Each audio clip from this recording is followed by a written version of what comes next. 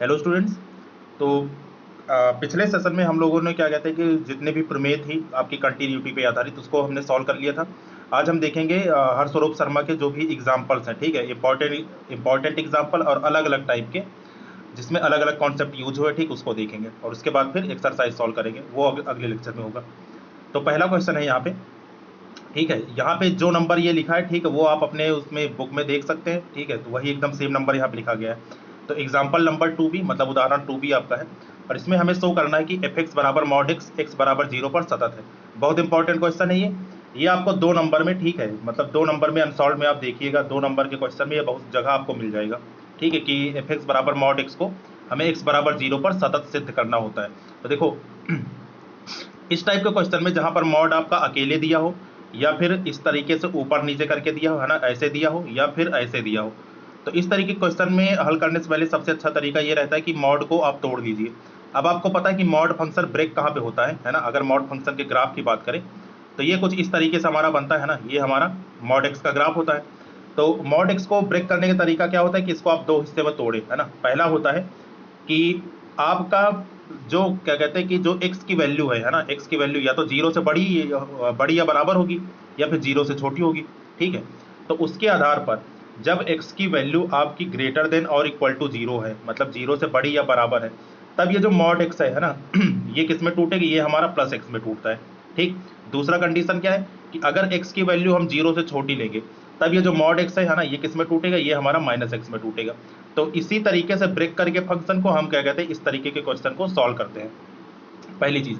दूसरी चीज ये कि जहां पर क्वेश्चन में आपको इस तरीके से ब्रेक किया हुआ फंक्शन मिले, मतलब कि कंडीशन आपकी अलग अलग हो कि जब 0 से बड़ी या बराबर पे फंक्शन की वैल्यू कुछ और हो, जब x का मान 0 से छोटा है तब फंक्शन की वैल्यू कुछ और हो, तो उस कंडीशन में हम लेफ्ट हैंड लिमिट और राइट हैंड लिमिट दोनों को निकालते हैं, है ना, ये करते हैं।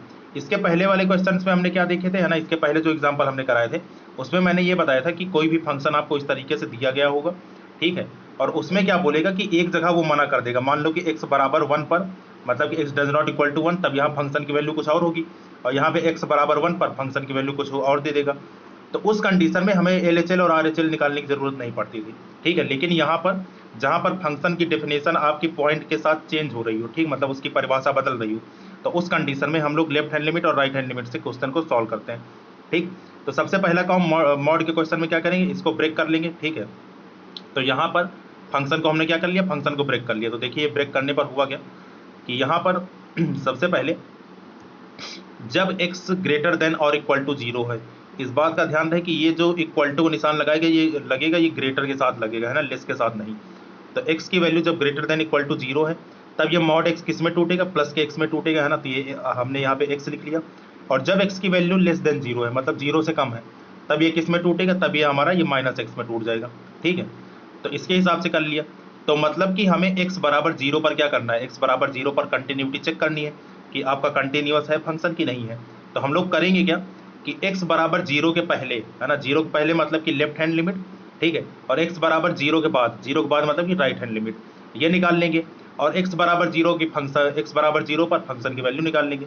अगर तीनों चीज आपस में बराबर है तब हम क्या बोलेंगे, तब हम बोलेंगे फंक्शन हमारा कैसा है, कंटिन्यूअस है उस पॉइंट पे, है ना। तो सबसे पहले निकालते हैं लेफ्ट हैंड लिमिट। तो लेफ्ट हैंड लिमिट निकालने का तरीका, limit x tending to 0 minus, है ना, ये 0 निगेटिव है, 0 निगेटिव एफ एक्स बराबर limit h tending to 0 f 0 minus h, ठीक है। एफ 0 माइनस एच, है ना, 0 माइनस एच का मतलब क्या हुआ, 0 में से एच घटाओगे कितना आएगा, माइनस एच आएगा। तो मतलब कि 0 से कम पे फंक्शन की डेफिनेशन क्या है ना, 0 से कम पे देखो फंक्शन हमारा कौन सा है, ये माइनस एक्स है, ठीक, माइनस एक्स है। तो इसका मतलब ये हुआ कि एफ एक्स की वैल्यू यहाँ पे कितनी है, माइनस एक्स है, ठीक। और हमें किसकी वैल्यू निकालनी है, हमें वैल्यू निकालनी है एफ माइनस एच की। तो एफ माइनस एच की वैल्यू कैसे निकलेगी, जब एक्स की जगह हम माइनस एच रखेंगे, है ना। इसका मतलब तो यही हुआ ना कि एक्स की जगह आपको क्या रखना है, माइनस एच रखना है। तो यहाँ पर एक्स की जगह जब माइनस एच रखा तो ये हुआ माइनस पहले से, और एक्स की जगह माइनस एच रखा आपने तो कितना हो गया, माइनस माइनस प्लस का एच। तो ये यहाँ पे कितना रखा गया, माइनस एच रखा गया, ठीक। इसके बाद ये लिमिट यहाँ पे अप्लाई की गई, तो लिमिट डायरेक्टली यहाँ पे 0 रखा तो एच की वैल्यू 0 रखते ही ये कितना हो गया, 0 हो गया। तो मतलब कि जो हमारा यहाँ से LHL निकला, ठीक, LHL की वैल्यू कितनी आ गई, ये हमारी 0 आ गई, ठीक। अब देखते हैं यहाँ पे राइट हैंड लिमिट। तो राइट हैंड लिमिट हमारी क्या है, राइट हैंड लिमिट है limit x tending to 0 plus F x बराबर लिमिट एच टेंडिंग टू 0 और एफ जीरो प्लस एच। ठीक है, जीरो प्लस एच का मतलब क्या हुआ कि एफ एच आपका हो गया है ना, जीरो में एच जोड़ोगे आपका एच ही तो आएगा। तो अब जरा देखो कि जब x की वैल्यू जीरो से ज्यादा है ना, जीरो प्लस है ना, जीरो से बड़ी है, तो जीरो से बड़ी के लिए कौन सी फंक्शन है, ऊपर वाला फंक्शन है। ठीक है, मतलब एफ एक्स बराबर एक्स है। ठीक है, जीरो से बड़ा के लिए हमारा कौन सा फंक्शन है, ऊपर वाला फंक्शन एफ एक्स बराबर एक्स। और हमें वैल्यू किसकी निकालनी, हमें वैल्यू निकालनी एफ एच की। तो x की जगह क्या पुट करेंगे, h पुट करेंगे यहाँ पे। तो देखो x बराबर कितना आ गया, ये आपका h हमने यहाँ पे रख दिया, तो एफ एच बराबर कितना आ गया, h आ गया। ठीक, तो एफ एच बराबर h आते ही यहाँ पे लिमिट जब अप्लाई करोगे तो h की वैल्यू जीरो रखते ही ये कितना हो गया, जीरो हो गया। तो मतलब आर एच एल भी आपका जीरो आ गया।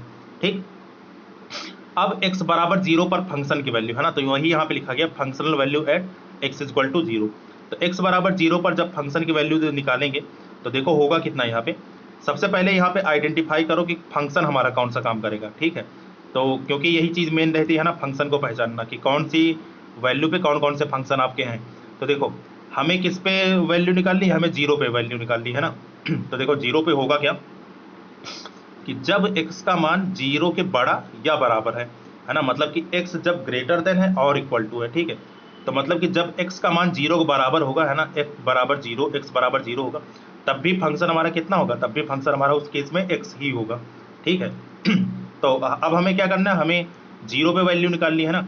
तो जीरो पे वैल्यू कितना आ जाएगा, जीरो आ जाएगा। भाई देखो फंक्शन आप बोल रहे हो कि एफ एक्स बराबर एक्स है, कब, जब हम x बराबर जीरो यहाँ पे लेते हैं। ठीक है, x बराबर जीरो के लिए फंक्शन हमारा x है। ठीक है, एफ एक्स बराबर एक्स है। तो जब एफ एक्स बराबर जीरो पर फंक्शन की वैल्यू निकालोगे तो मतलब यहाँ पे जीरो रखोगे तो x की वैल्यू कितनी आ जाएगी, अल्टीमेटली यहाँ पे जीरो ही आ जाएगी। ठीक, तो इसका मतलब क्या हुआ इसका मतलब ये हुआ कि हमारा जो एफ जीरो है, मतलब फंक्शन की वैल्यू x बराबर जीरो पर, वो भी कितनी आ गई, जीरो आ गई।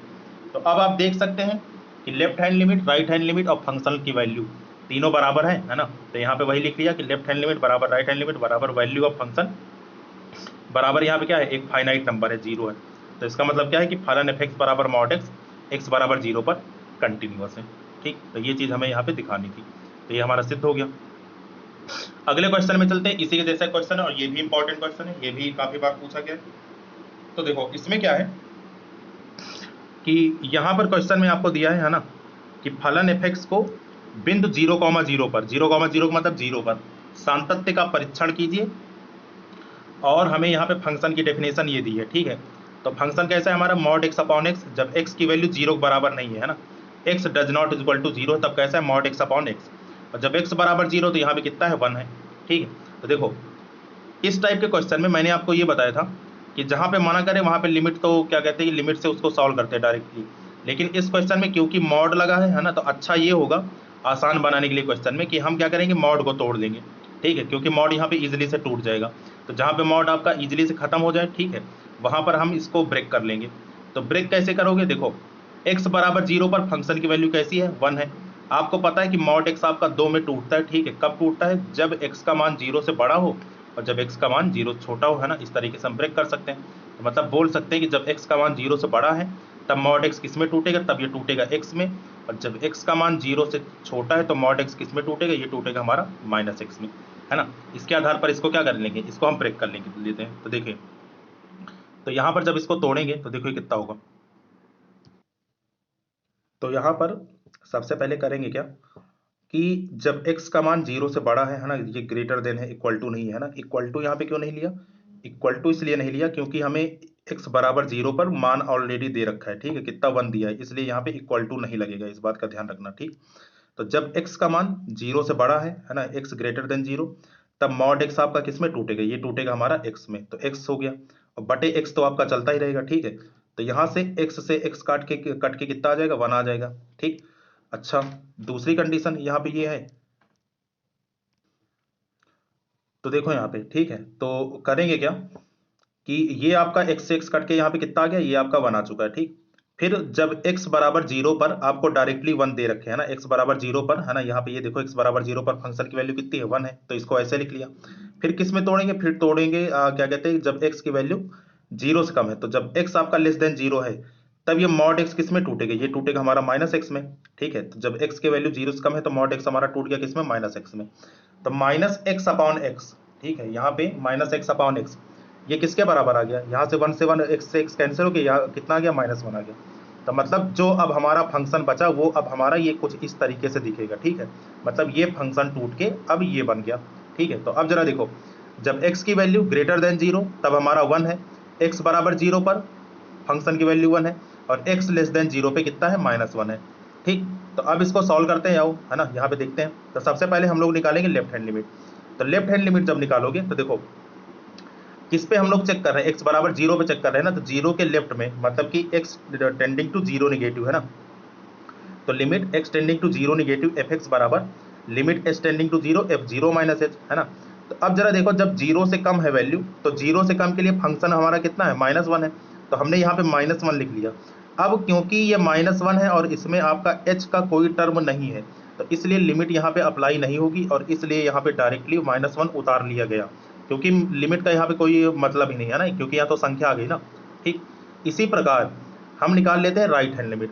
तो जब आप राइट हैंड लिमिट निकालोगे तो राइट हैंड लिमिट क्या बनेगी, ये आपकी बन जाएगी limit x tending to 0 positive fx बराबर limit h tending to 0 f0 plus h, है ना।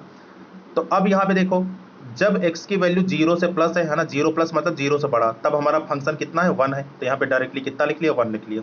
तो यहीं पे आप देख सकते हो कि जो हमारा लेफ्ट हैंड लिमिट है वो -1 है, और जो हमारा राइट हैंड लिमिट है वो कितना है, +1 है, ठीक। तो मतलब कि हम यहाँ पे क्या बोल सकते हैं कि LHL does not equal to किसके, राइट हैंड लिमिट के।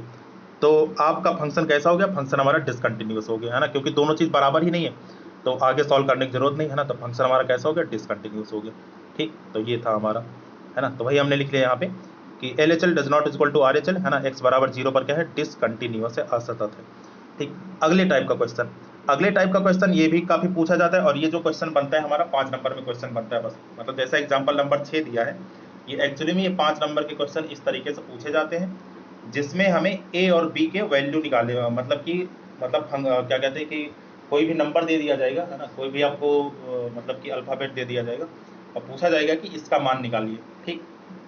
इस टाइप के क्वेश्चन को और देखते हैं।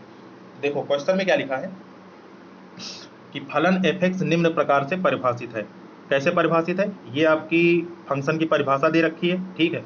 और क्वेश्चन में हमें क्या दिया है, और आगे दिया क्वेश्चन में कि यदि fx बिंदु x बराबर 1 पर सतत है तो a तथा b के मान ज्ञात कीजिए। हमें a और b के मान निकालने हैं, और क्वेश्चन में ये दे रखे हैं कि x बराबर 1 पर क्या है, कंटिन्यूअस है। तो इस लाइन का मतलब क्या हुआ, इस लाइन का मतलब ये हुआ कि x बराबर 1 पर लेफ्ट हैंड लिमिट, है ना, मतलब कि आप बोल सकते हो कि लेफ्ट हैंड लिमिट, है ना, यहाँ पर आपकी लेफ्ट हैंड लिमिट बराबर किसके होगी, राइट हैंड लिमिट की, और बराबर किसके होगी, बराबर होगी आपकी वैल्यू ऑफ फंक्शन के, ठीक, बराबर f1 के, है ना। तो इस लाइन का मतलब आपका ये हुआ कि x बराबर 1 पर कंटिन्यूअस है, तो इसका मतलब हमारा ये होता है, ठीक। तो ये चीज़ आपको क्वेश्चन में दे रखा है। तो सबसे पहले अब हम यहाँ पे निकाल लेते हैं, ठीक, क्योंकि हमें x बराबर 1 पर कंटिन्यूअस दिया है, तो x बराबर 1 के पहले LHL निकालेंगे, इसके बाद में RHL निकालेंगे, ठीक, और वैल्यू ऑफ फंक्शन हमें दे ही रखी है, ठीक है। तो सॉल्व करते हैं इसको, देखो। तो जब यहाँ पे लेफ्ट हैंड लिमिट हम निकालेंगे, है ना, तो सबसे पहले limit x tending to 1 negative fx, है ना, बराबर limit h tending to f1 minus h, इतना तो आपको लिखना ही है, ठीक, इसमें कुछ नई बात नहीं है। नई बात यहाँ पे क्या है कि इसमें हम तीनों में से सिलेक्ट कौन सा करेंगे, है ना, इस बात का ध्यान रखना कि तीनों फंक्शन में से सिलेक्शन किसका होगा। तो 1 निगेटिव का मतलब क्या हुआ, 1 से छोटा। तो जब x का मान 1 से छोटा है तो फंक्शन हमारा कैसा है, फंक्शन हमारा है 4x प्लस a, है ना, फंक्शन हमारा कैसा है, फंक्शन है हमारा 4x प्लस a। लेकिन हमें वैल्यू किसकी निकालनी, हमें वैल्यू निकालनी f1 माइनस h की। तो मतलब करेंगे क्या कि इसमें हम x बराबर कितना रखेंगे, x बराबर 1 माइनस h यहाँ पे डायरेक्टली रख देंगे, ठीक है, इस लाइन में। तो देखो जब x बराबर आप यहाँ पे 1 माइनस h रखोगे तो होगा कितना, लिमिट h टेंडिंग टू 0, ठीक है, 4 ब्रैकेट में 1 माइनस h और प्लस में कितना a। अब चाहो तो यहाँ पे क्या कहते हैं, ये जो h है h डायरेक्टली यहाँ पे अप्लाई कर दो, है ना, h की वैल्यू जो 0 है ये यहाँ पे डायरेक्टली रख दोगे। तो जब यहाँ पे h की वैल्यू 0 पुट करेंगे तो 4 1 माइनस 0 और प्लस में कितना a, तो ये सॉल्व होकर कितना आ गया, 4 प्लस a आ गया, है ना। तो ये हमारा क्या निकला, ये हमारा निकला लेफ्ट हैंड लिमिट। अब बात करते हैं राइट हैंड लिमिट की। तो राइट हैंड लिमिट जब सॉल्व करोगे यहाँ पे, है ना, तो देखो RHL कितना दिया है, हमें यहाँ पे निकालना है limit x tending to 1 positive fx बराबर limit h tending to 0 f1 plus h, है ना, ये तो आपका चलता ही रहेगा। 1 प्लस h एक से बड़े के लिए, तो एक से बड़े के लिए देखो फंक्शन की डेफिनेशन क्या है, 3x माइनस बी, है ना, 3x माइनस बी। और इस x की जगह है ना, इस x की जगह क्या पुट करेंगे, 1 प्लस एच पुट करेंगे। तो डायरेक्टली यहाँ पे रख दो। तो 3 और ब्रैकेट में कितना 1 प्लस एच है ना, क्योंकि देखो यहाँ पे x है ना, तो x की जगह हम लोग क्या रखेंगे, x की जगह हमने रख दिया यहाँ पे 1 प्लस एच। तो 3 1 प्लस एच और माइनस में कितना b। ठीक है, ये हमारा हो गया 3 1 प्लस एच और माइनस में b। फिर h की वैल्यू डायरेक्टली यहाँ पे 0 रखो, तो 0 रखते ही ये हो गया आपका टर्म 0। तो 3 3 एकम 3 माइनस बी, तो और कितना आ गया 3 माइनस बी। तो ये हमारा क्या आ गया, ये हमारा आ गया राइट हैंड लिमिट। फिर इसके बाद देखो फंक्शन की वैल्यू है ना, फंक्शनल वैल्यू x बराबर 1 पर कितना दिया, 6 आपको दिया। ठीक, तो यहाँ पे निकालने की जरूरत नहीं, खाली लिख लेंगे बस। तो यहाँ पे क्या लिखेंगे कि functional value at x equal to 1 कितना हो गया, f1 बराबर किसके आ गया, 6 के आ गया। अब क्वेश्चन में हमें क्या दिया कि x बराबर 1 पर फलन सतत है। तो सतत है का मतलब क्या हुआ कि लेफ्ट हैंड लिमिट बराबर राइट हैंड लिमिट बराबर वैल्यू ऑफ फंक्शन और बराबर उस नंबर के है ना, उस फाइनाइट नंबर के। तो ये चीज हमने यहाँ पे ये बराबर करके लिख ली। तो एल एच एल आपका निकला था 4 प्लस ए बराबर आर एच एल आपका निकला था 3 माइनस बी और बराबर किसके 6 के। ठीक, तो एक बार इन दोनों को इक्वेट करा लो है ना, तो 4 प्लस ए बराबर 6 और दूसरी बार 3 माइनस बी बराबर 6। तो जब सॉल्व करोगे तो ए बराबर यहाँ पे 2 आ जाएगा और बी बराबर कितना आ जाएगा, -3 आ जाएगा। तो यही क्या हो जाएगा, यही हमारा आंसर हो जाएगा ना, ए बराबर 2 बी बराबर -3। इस तरीके से ये क्वेश्चन सॉल्व होता है। ठीक, आसान है, बहुत आसान है, खाली इसका ध्यान रखेंगे है ना कि यहाँ पे इसके सिलेक्शन में गलती नहीं होनी चाहिए बस है ना। फंक्शन अगर आप सेलेक्ट कर लिए तब क्वेश्चन आपसे बन जाएगा। अगला क्वेश्चन देखते हैं। तो अगले क्वेश्चन में हमें ये दिखाना है, ठीक है, एग्जाम्पल नंबर 8 कि फलन f(x) की x बराबर 0,1 पर सातत्य परीक्षण कीजिए जब फंक्शन हमारा ये दिया है। ठीक है, तो हमें अलग अलग पॉइंट पर निकालने हैं, एक बार 0 पे निकालना है और एक बार किस पे निकालना है, 1 पे निकालना है। ठीक है, तो देखो यहाँ पे सबसे पहले हम लोग 0 पे चेक करते हैं ना, तो x बराबर 0 पर सातत्य। ठीक, तो x बराबर 0 पे करेंगे तो 0 पर चेक करने के लिए LHL RHL है ना, सब यहाँ पे निकालना पड़ेगा आपको।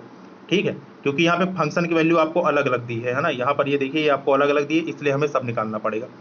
चलो देखते हैं यहाँ पे। तो देखो सबसे पहले निकालते हैं लेफ्ट हैंड लिमिट। तो लेफ्ट हैंड लिमिट निकालने का तरीका क्या होता है, limit x tending to 0 minus fx है ना, limit x tending to 0 minus fx बराबर लिमिट h टेंडिंग टू 0 है ना, limit h tending to 0 f0 minus h है ना, ये हमने लिख लिया। इसके बाद अब पहचानो फंक्शन। ठीक, कि 0 से कम के लिए कौन सा फंक्शन है। तो देखो यहाँ पे इन तीनों में अगर हम देखें तो जब x का मान 0 से कम है तो फंक्शन हमारा कैसा है, फंक्शन हमारा है 1 माइनस 2x के। ठीक है, और उस x की जगह है ना, इस x की जगह हम क्या रखेंगे, 0 माइनस एच अर्थात माइनस एच रखेंगे। तो कितना हो जाएगा, ये हो जाएगा हमारा 1 माइनस 2 और x की जगह कितना रखा, माइनस एच रखा। ठीक है, x की जगह यहाँ पे कितना रखा, ये हमने रख लिया माइनस एच। ठीक, एक मिनट,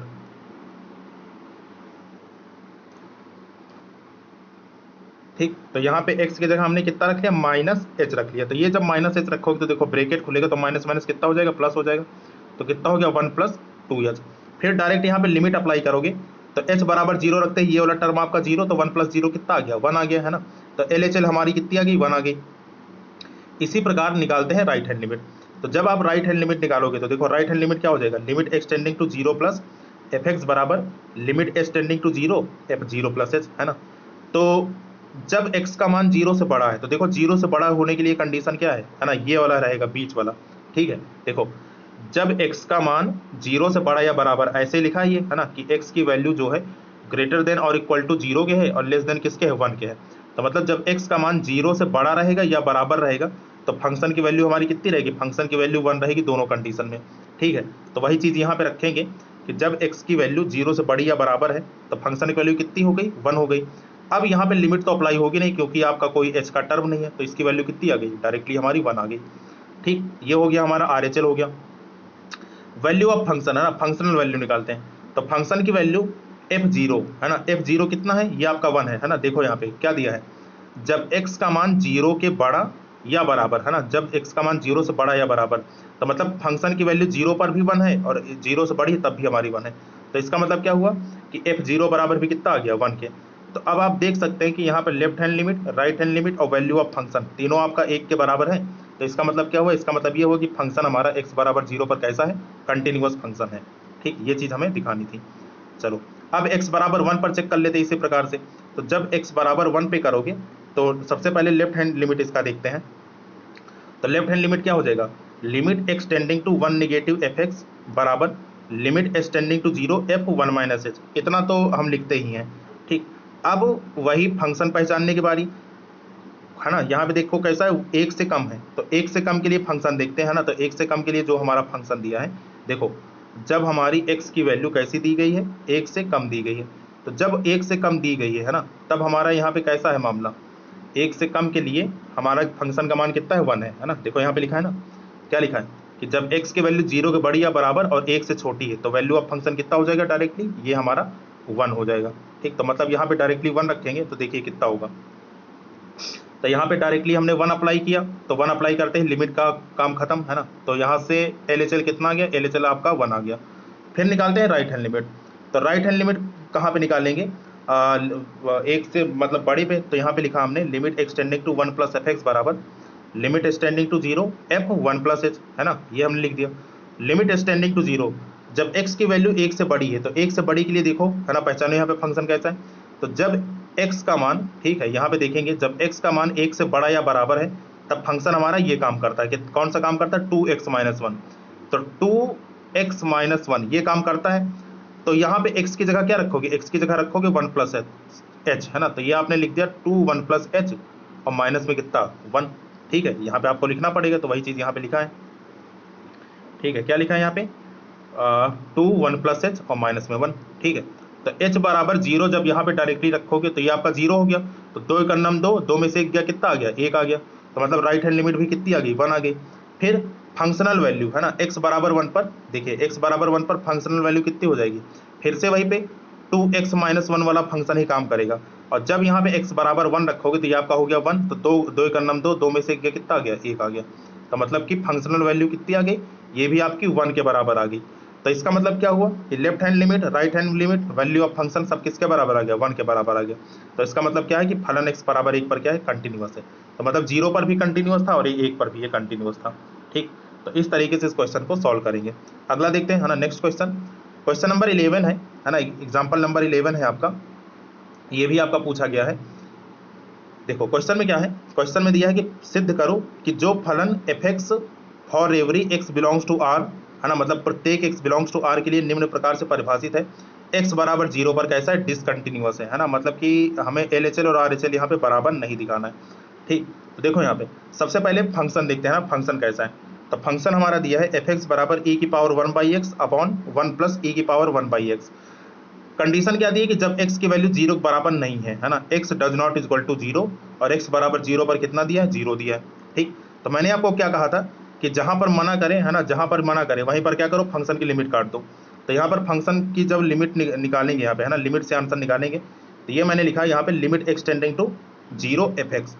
यहाँ पे 0 क्यों है, क्योंकि यहाँ पे 0 पर ही मना कर रहा है, जहां पर मना करेगा वहीं पे हम सॉल्व करेंगे। ठीक है, तो limit extending to 0 F x बराबर limit extending to 0 F X की जगह कितना है, एफ एक्स की जगह फंक्शन की वैल्यू ये है। ठीक है, अब इसमें क्या कहते हैं, बुक वगैरह में LHL और RHL सॉल्व करके, ठीक है, यहाँ पे क्या कहते हैं निकाला गया है, लेकिन हम लोग यहाँ पे डायरेक्टली भी कर सकते हैं। तो उसका सॉल्यूशन देखकर कंफ्यूज मत होना, है ना।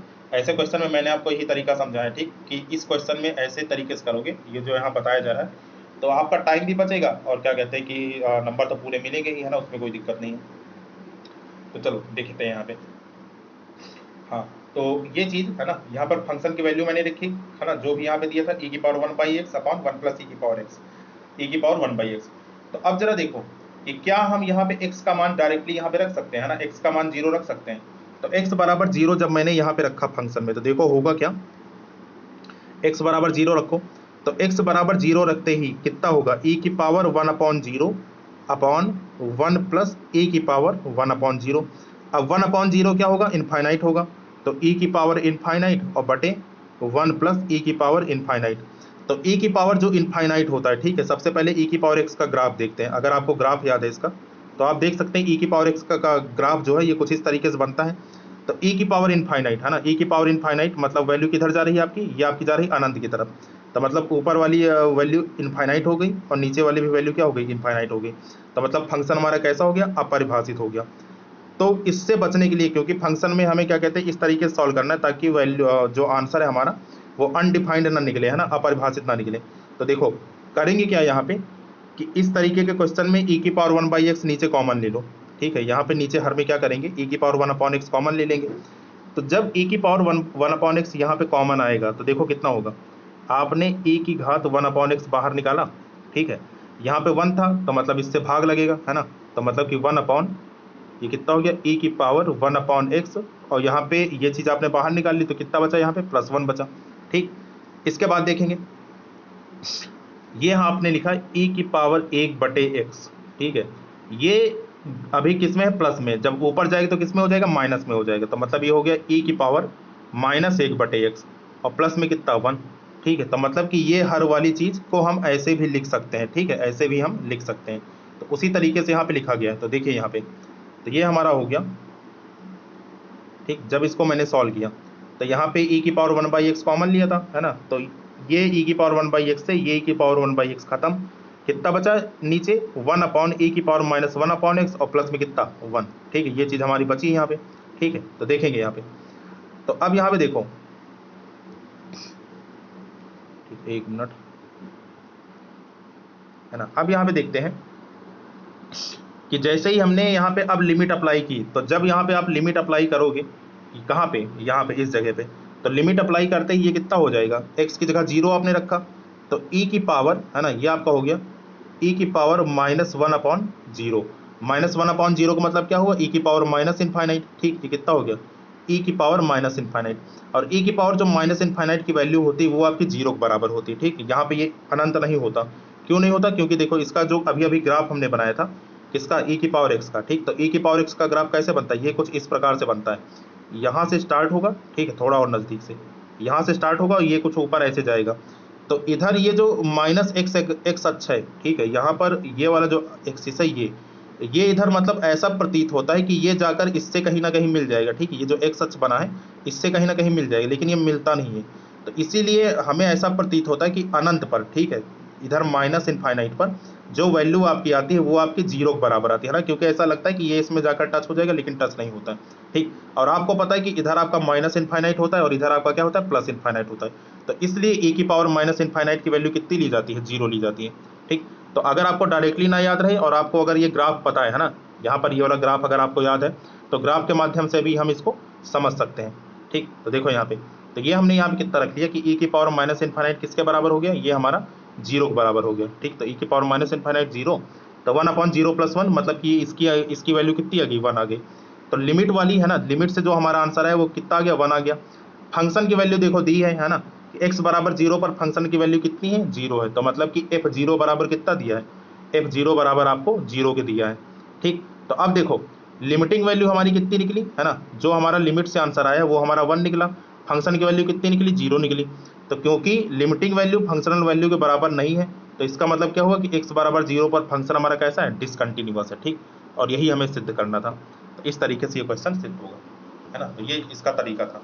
चलो आज का लास्ट क्वेश्चन देखते हैं, ये भी सही क्वेश्चन है ना, तो इसमें भी काफी कुछ सीखने को मिलेगा। तो देखो क्वेश्चन नंबर 15 है, यदि f(x) बराबर mod x - 1 plus mod x + 2, जहां x कोई भी वास्तविक संख्या है, तो सिद्ध कीजिए कि फलन f(x) x बराबर 1 तथा x बराबर -2 पर कैसा स्थित है, ठीक। ये चीज हमें यहाँ पे दिखानी है। चलो सॉल्व करते हैं इसको पहले रब कर दे तब तक। तो सबसे पहले x बराबर 1 पर फलन की सातत्यता चेक करते हैं, है ना। तो देखो, तो x बराबर 1 पर जब इसका चेक करेंगे तो सबसे पहले निकालेंगे लेफ्ट हैंड लिमिट, है ना। यहाँ पर देखो, यहाँ पर इसको ब्रेक मत करना, है ना, यहाँ पर मॉड को नहीं तोड़ेंगे क्योंकि ये आपका इसमें प्लस में है ना, तो प्लस में थोड़ा सा मुश्किल हो जाता है क्वेश्चन, है ना, लंबा पड़ जाएगा, तो इसलिए यहाँ पे हम लोग डायरेक्ट रखते हैं। तो लेफ्ट हैंड लिमिट जब निकालेंगे तो लेफ्ट हैंड लिमिट क्या होगा, limit x tending to 1 negative f(x) बराबर limit extending to 0 f(1 - h)। तो इसका मतलब क्या हुआ कि जहां जहां x आपको दिखे, है ना, फंक्शन में, वहां पे क्या रखो, 1 - h रखो। तो x आपका यहाँ पे है और x आपका यहाँ पे है ना, तो दोनों जगह क्या रखेंगे, 1 - h रखेंगे। देखो ये होगा कितना, ये हमारा हो गया लिमिट एक्सटेंडिंग टू 0, मॉड में इसकी जगह कितना रख दिया, 1 - h और माइनस में 1, ठीक है, मॉड यहाँ पे क्लोज्ड, और फिर प्लस मॉड आपका 1 - h, है ना, यहाँ पे आपका कितना हो गया 1 - h और प्लस में कितना 2, ठीक। तो अब जरा देखो, डायरेक्टली आप चाहे यहाँ पे लिमिट अप्लाई कर दो और चाहे फिर क्या कहते हैं सॉल्व करके करो, बात एक ही पड़ी। तो यहाँ पे मैंने सॉल्व करके किया है, तो -1 से +1 आपका कैंसिल, तो मॉड में कितना बचेगा, -h बचेगा, ठीक। और यहाँ पे 1 + 2 कितना हो गया, 3 हो गया, तो कितना बचा मॉड में -h + 3। अब यहाँ पे जीरो रखो, तो जब आप यहाँ पे जीरो रखोगे तो ये वाला टर्म आपका कितना हो गया, ये वाला टर्म आपका जीरो हो गया, यहाँ पर ये वाला टर्म कितना हो गया, जीरो हो गया। तो मतलब बचा कितना आपका, बचा आपका मॉड जीरो प्लस मॉड में यहाँ कितना बचा, 3 बचा। ठीक है, तो आपको पता है कि मॉड जो है वो प्लस वाली क्वांटिटी को प्लस में ही निकालता है और माइनस वाली संख्या को भी प्लस में निकालता है। तो क्योंकि ये नंबर आपके प्लस में है तो इसको कैसे निकालेगा, एज इट इज निकाल देगा। तो 0+3 कितना हो जाएगा, ये हमारा आ जाएगा 3। ठीक, 0+3 कितना हो गया, ये हमारा हो गया 3 हो गया। ठीक, 0+3 तो बराबर कितना आ गया, 3 हो गया। तो मतलब इसको सॉल्व करने पर लेफ्ट हैंड लिमिट हमारी कितनी निकली, ये हमारी आ गई 3। ठीक, तो इसको हमने निकाल लिए। अब सॉल्व करते हैं राइट हैंड लिमिट के लिए इसको, है ना। तो देखो, तो ये हमारा 3 आ गया, है ना, ये हमारा 3 आ गया। तो राइट हैंड लिमिट निकालेंगे, तो limit extending to 1 plus F x बराबर limit extending to 0 F 1 plus H.